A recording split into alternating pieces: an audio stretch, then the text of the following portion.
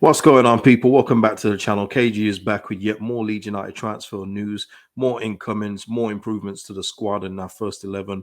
All good news. But before I get into who it is, well, you can see by the title who it is. But before I get into it, please hit a like on the video. Please subscribe to the channel and share the video around. Liking is the best way to help out the channel. So if you're enjoying what you're seeing, please hit the like on the video.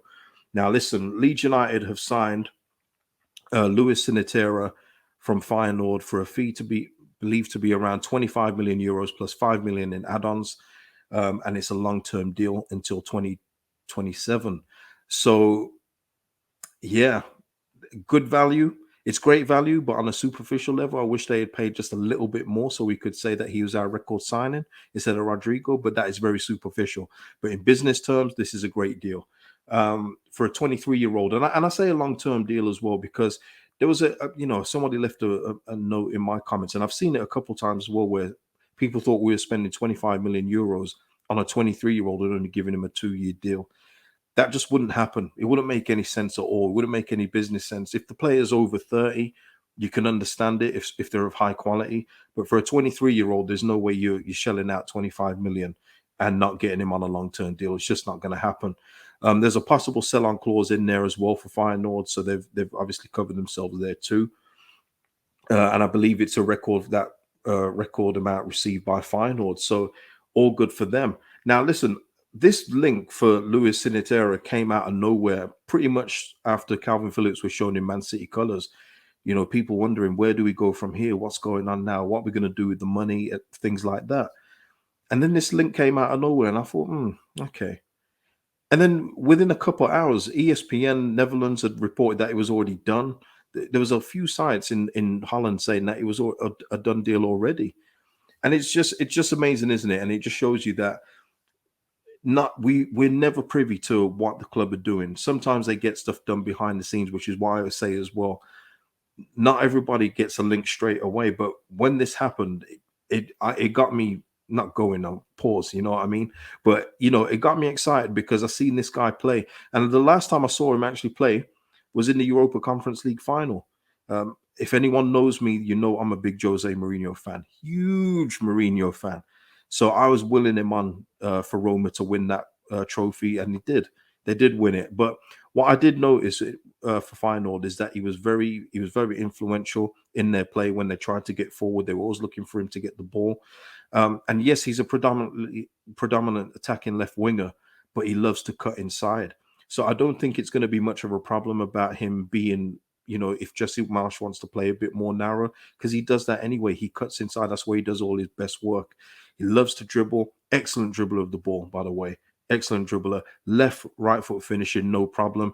And I've seen people compare him to Rafinha, and I do get it. But for me, he's going to probably have a bit more of an end product in terms of goals rather than compared to Rafinha. And I say that because his shots, they're lethal, but they're accurate too. And, Rafinha was good. Don't get me wrong. I love Rafinha and for everything he's done.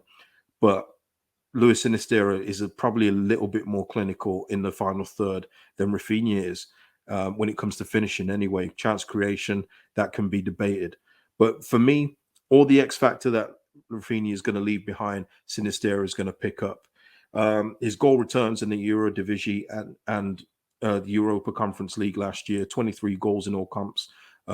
Good assist total as well. He's a good playmaker out there too. Very direct player. And this is exciting for me. This is exciting. This gives us something again, like with Rafinha, where we've got a player and we're not sure what we're going to get from him, but it's going to be good. It's going to be good. Trust me, he's excellent when it comes to the dribbling, and he's got finished product. He did have a bad cruciate ligament injury. I remember that happening, but he's fully over that, and he's been good to go. Last year was a prime example of that. So I wouldn't worry about any injury issues. Good in the air, and that's something I wanted to mention too, because once again, we do need to improve on that spectrum of terms of getting goals from set pieces. That's going to be helpful. He is good in the air, so we've got another threat from a set piece. Excellent stuff, good stuff there. And for me, listen. When he celebrates, he's got a good celebration. So hopefully, we're seeing that. We're seeing that a few times over the time he's here at Ellen Road, We're going to see a few like good like Colombian like dances. I want to see it. I want to see all that. It was good to see it with Rafinha. It'd be good to see it with Sinisterra. Um, he's got that dog in him. I'll say that. That's another thing I like. He's got that dog in him. You know, just that ruggedness to get forward. You know, that ruggedness to try and get on the end of stuff, try and make things happen. You need that in your team, and he's going to give us that. So once again, Victor Orta, Jesse Marsh. This is another one.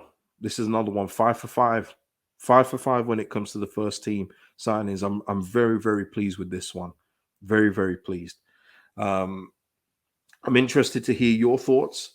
How excited you are of seeing him. If you've only seen him via clips, doesn't matter. Just tell me how you found him via the clips you've seen. If you've seen him play previously, let me know. I want to hear your thoughts on this signing because for me, we've signed a gem here. And this is it now. I think we have to, even myself, and I include myself in this because I didn't put him on the list of targets that I thought we could get at the start of the window. You know, my targets, they're in the video so you can see them there.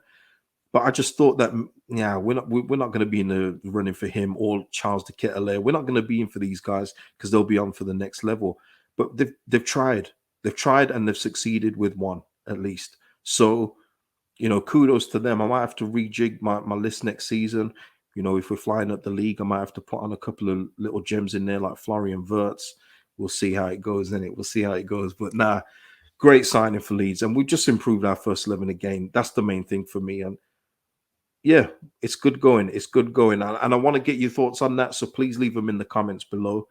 Um, yeah, I've got nothing else to say on that. I think I mentioned the systems already in terms of him cutting on the inside. So he's not going to hug the touchline predominantly. He's going to cut inside and make things happen. So yeah, he's a Jesse Marsh kind of player. It's all good. So on that, until the next video, he's in the building. Until the next video, peace out. Oh, this ending is poor. This ending is poor. But you know what? I've come so far. I'm just gonna let it rock. Peace out. Bye. I'm making it worse, but I can't stop. Now, bye.